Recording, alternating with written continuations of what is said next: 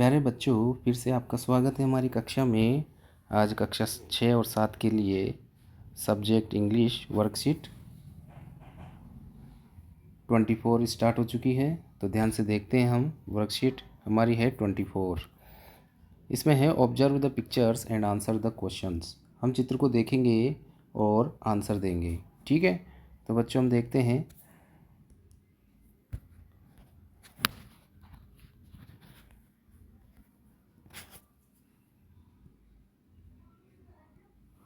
तो हमने देखा चित्र में दे रखा है आपको। इसमें बताया गया है। सबसे पहले हम देखते हैं बच्चों, ये गांव का दृश्य है। गांव का दृश्य है, इसमें बहुत सारे लोग हैं, महिलाएं हैं, बच्चे हैं, सब अलग अलग काम कर रहे हैं। ठीक है, तो हम देखते हैं इसमें ये गांव का दृश्य है। और फर्स्ट क्वेश्चन है में what do you think this place is.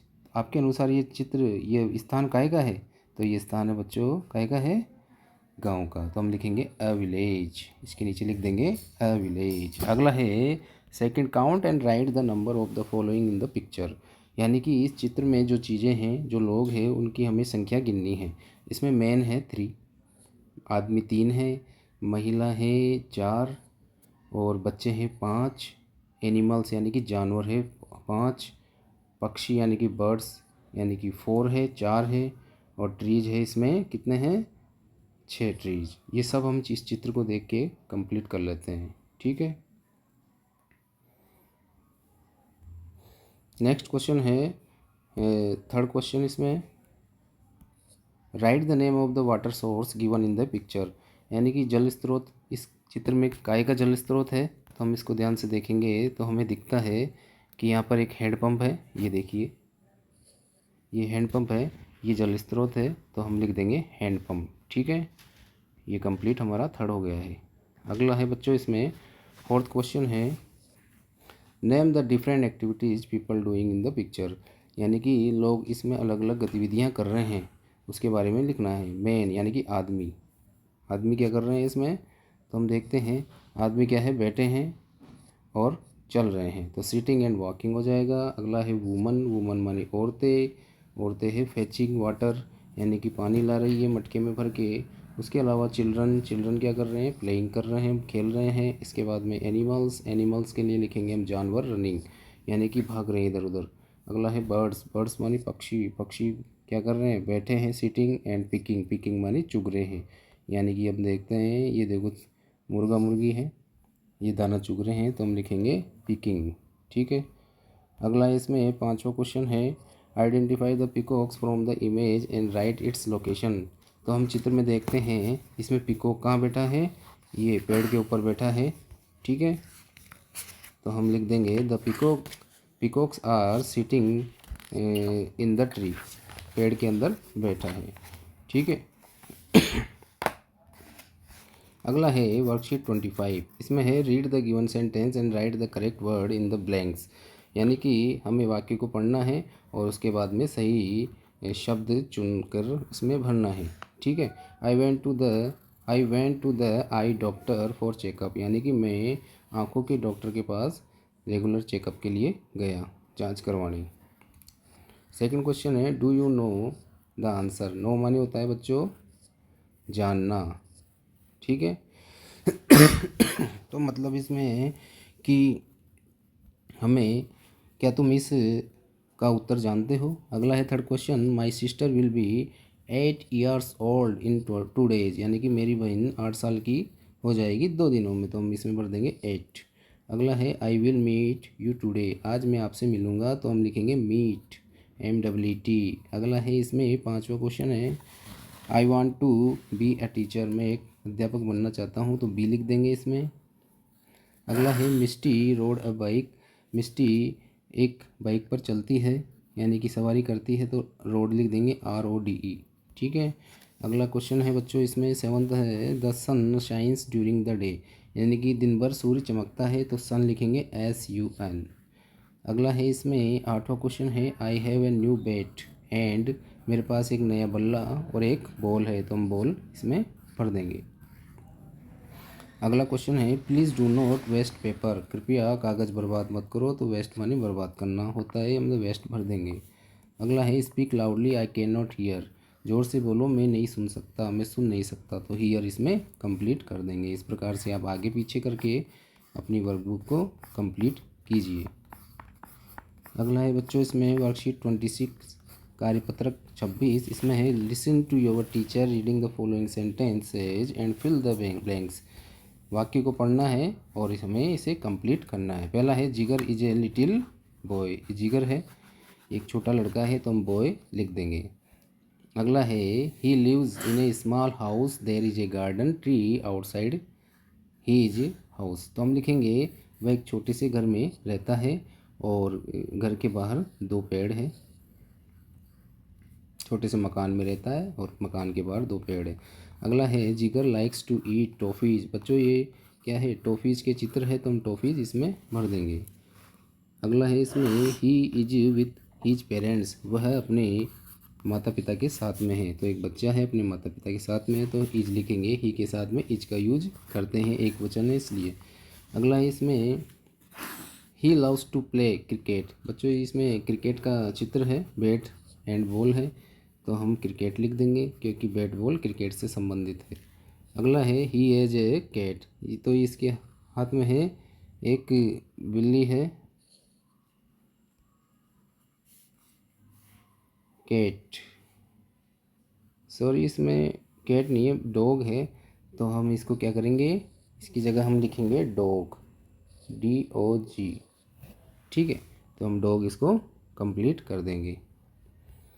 अगला है बच्चों इसमें वर्कशीट 27, इसमें है read the following short story and make sentences using the highlight words. अब ये छोटी सी कहानी है, उसके बारे में पढ़ते हैं। We like to visit grandma's village, grandma has a big mango tree in her garden, यानी कि हमें दादी जी के गांव में जाना बहुत पसंद है, उनके जो बगीचा है उसमें आम का बड़ा वृक्ष है। Many birds came come there, वहाँ बहुत सारे पक्षी आते हैं। I like to hide in the mango tree, no one can see me there, father looks for me near the well, यानी कि मैं वहाँ पर आम के पेड़ में छुप जाता हूँ और कोई मुझे ढूंढ नहीं पाता है, फिर पिताजी मुझे कुएं के पास में ढूंढते हैं। उसके बाद में है mother looks me for near the cow shed, गाय जहाँ बांधते हैं वहाँ पर माँ मुझे ढूंढती है, but no one can find me, लेकिन कोई भी मुझे नहीं ढूंढ पाता क्योंकि मैं तो आम के पेड़ पर छुपा हुआ हूँ। Oh no at last grandma's dog finds me, अरे नहीं, फिर अंत में मुझे दादी जी का कुत्ता ढूंढ लेता है।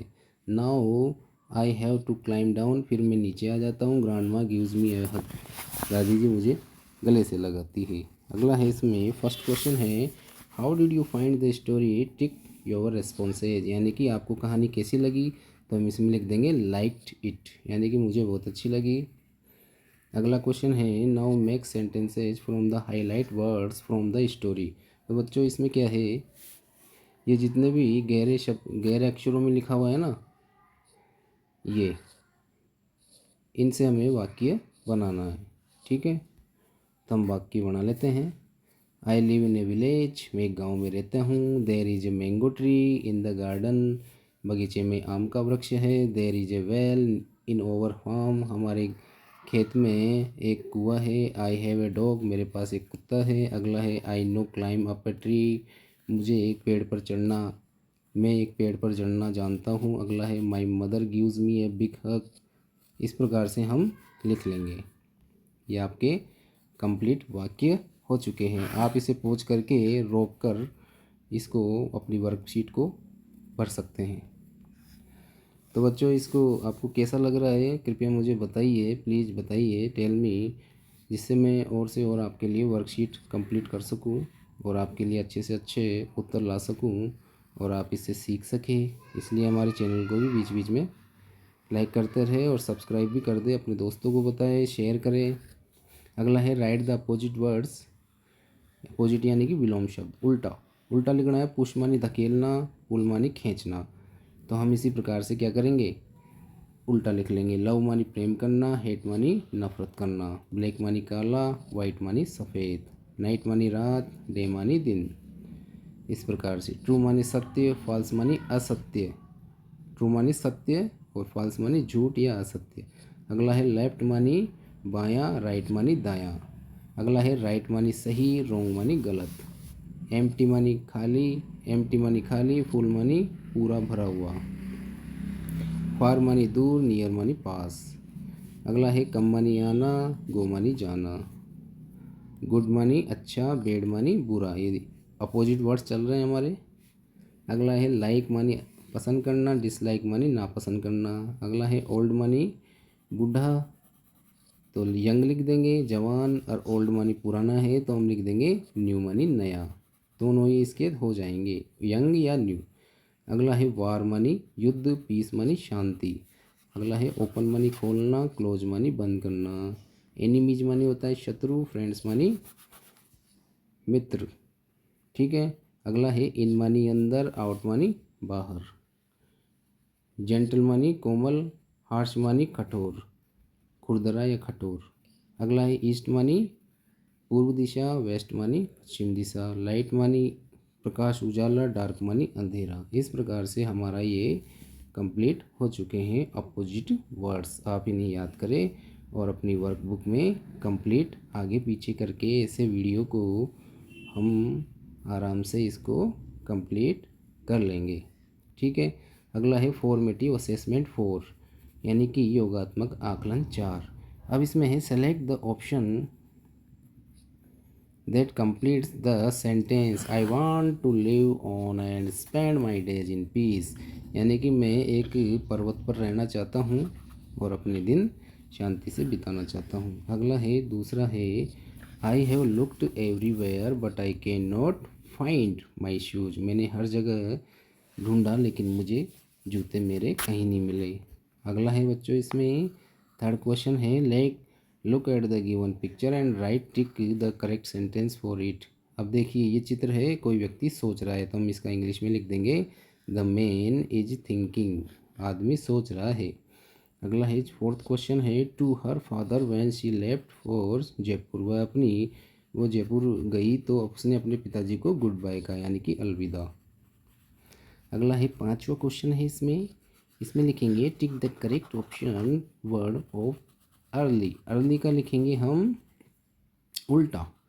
टिक द करेक्ट अपोजिट, यानी कि उल्टा लिखना है, विपरीत। अर्ली मानी जल्दी, लेट मानी देरी से। अगला है सिक्स क्वेश्चन है choose the word which is correct for the given sentence.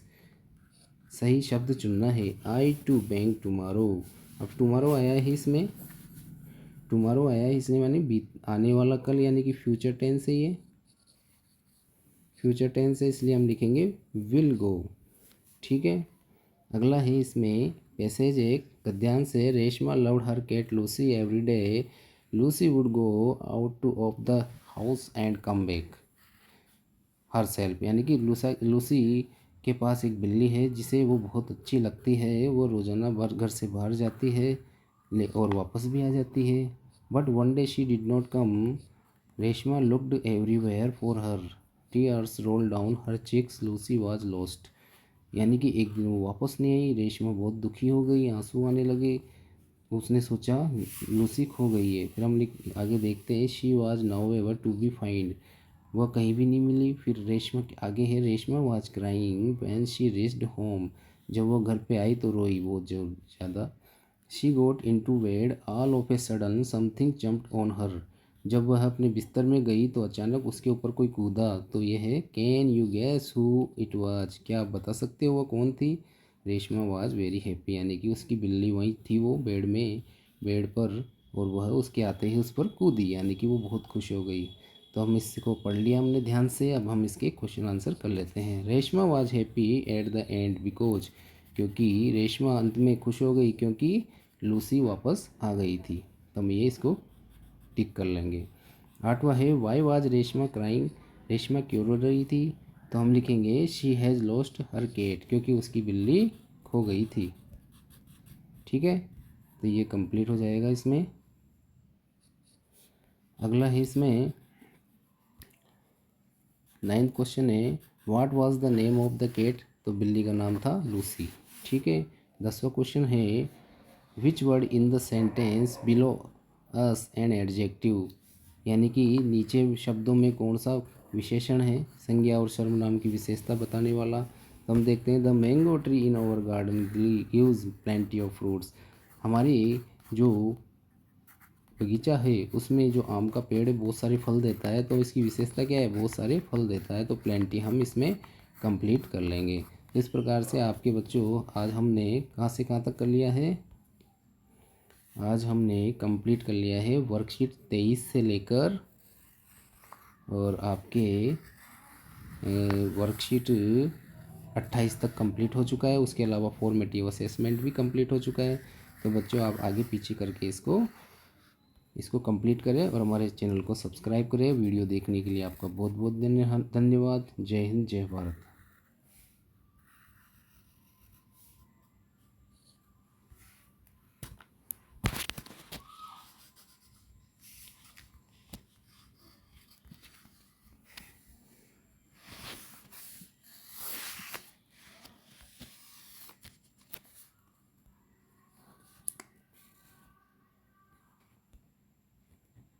क्या हुआ,